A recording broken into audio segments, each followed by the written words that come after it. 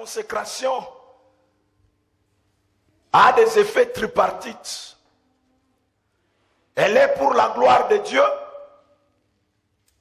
mais elle est aussi pour l'édification des autres et pour ma propre bénédiction. Je me consacre pour la gloire de Dieu, mais aussi pour l'édification des autres. Pour que les autres soient édifiés, pour que les autres puissent avoir envie de venir vers ce Dieu-là. Pour que les autres puissent avoir envie de se consacrer aussi.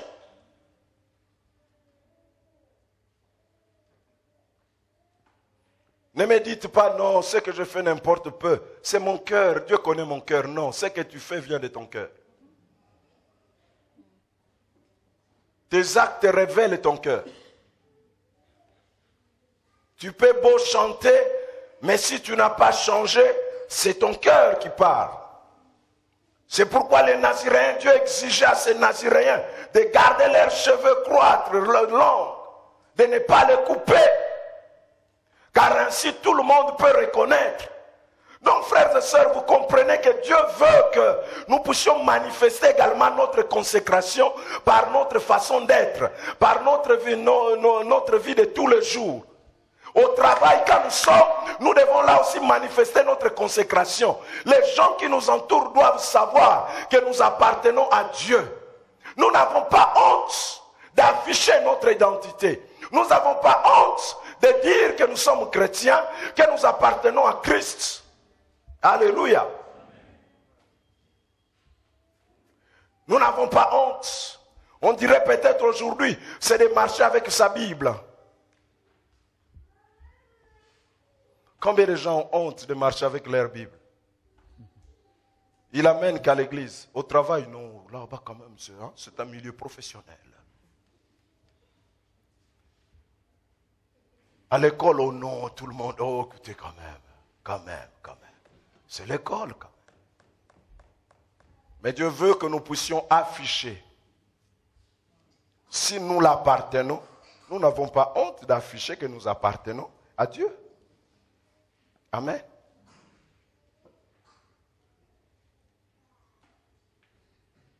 Alléluia. Les alliances que nous portons comme mariés, ce sont des signes extérieurs de l'alliance intérieure. Donc toute personne qui voit, il peut dire, ah oui, lui, déjà. Un engagement intérieur, mais dont les effets doivent être aussi extérieurs. Amen. Ainsi, au travers de cette triple bénédiction de Dieu, au travers de cette triple bénédiction, Dieu manifeste sa volonté de faire du bien à son peuple.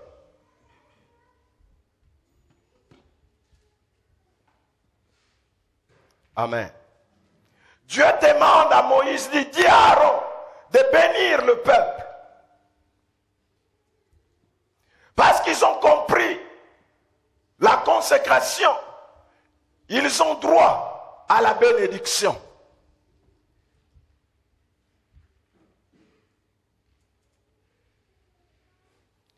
En réalité, frères et sœurs, c'est Dieu qui bénit et non pas un homme. Mais il est aussi vrai que Dieu utilise des hommes pour bénir des hommes. Dieu pouvait ouvrir le ciel et lui-même commencer à dire, et vous mon peuple. Mais Dieu dit non. Dites à Aaron de le faire. Nous avons là un principe important. Dieu peut utiliser n'importe qui pour vous bénir. Ce que beaucoup de nous ne comprennent pas, c'est que des fois notre bénédiction passe par les autres. Et ça, nous devons le savoir, frères et sœurs. Je l'ai dit, Dieu pouvait ouvrir le ciel et parler comme au jour où il a dit de Jésus, celui-ci est mon fils bien-aimé, en qui j'ai mis toute mon affection. Dieu pouvait le faire, mais Dieu dit non, dites à Aaron de bénir le peuple. Amen.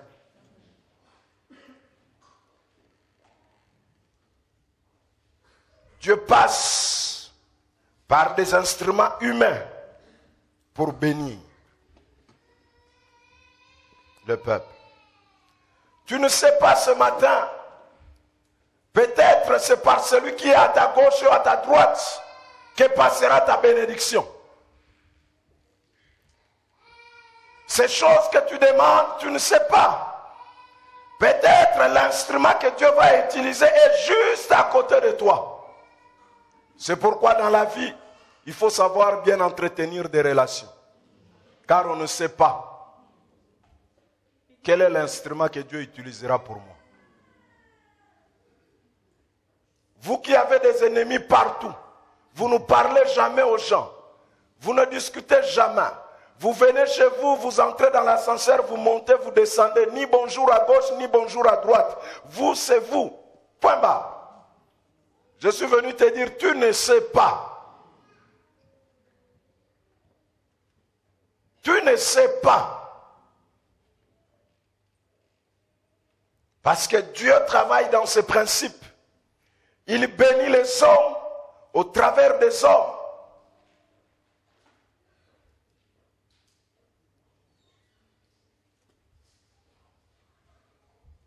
On ne sait toujours pas par qui Dieu passera pour nous bénir.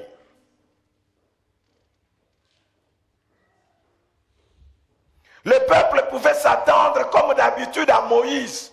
Nous on est habitués, c'est Moïse qui monte à la montagne, c'est lui qui descend et il commence à nous dire les choses. Mais là Dieu dit non, Moïse dit à Aaron de le faire. Ta bénédiction ne viendra toujours pas de manière habituelle.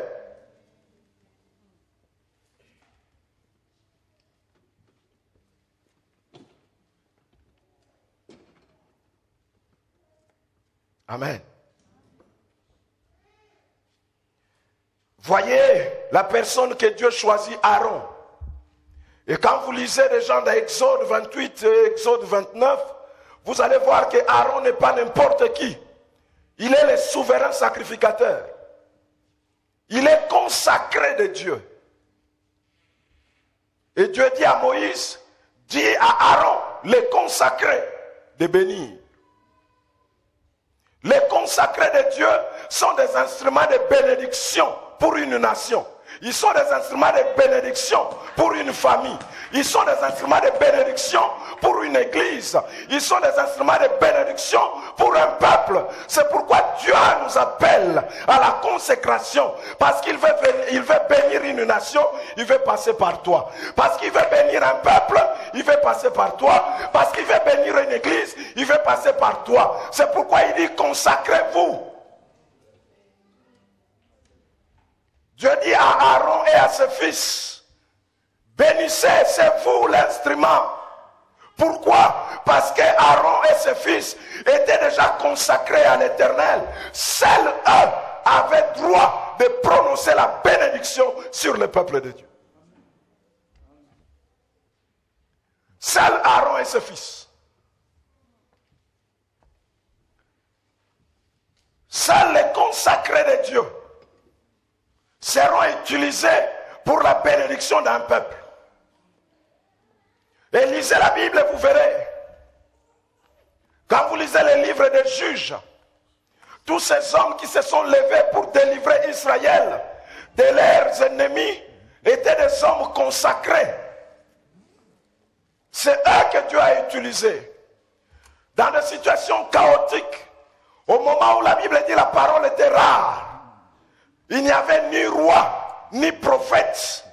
Chacun faisait ce qu'il voulait. L'anarchie totale. Mais là, Dieu a visité son peuple par des hommes consacrés. Soyez consacrés, vous serez un outil de réveil dans cette nation. Soyez consacrés, vous serez une source de bénédiction pour votre famille.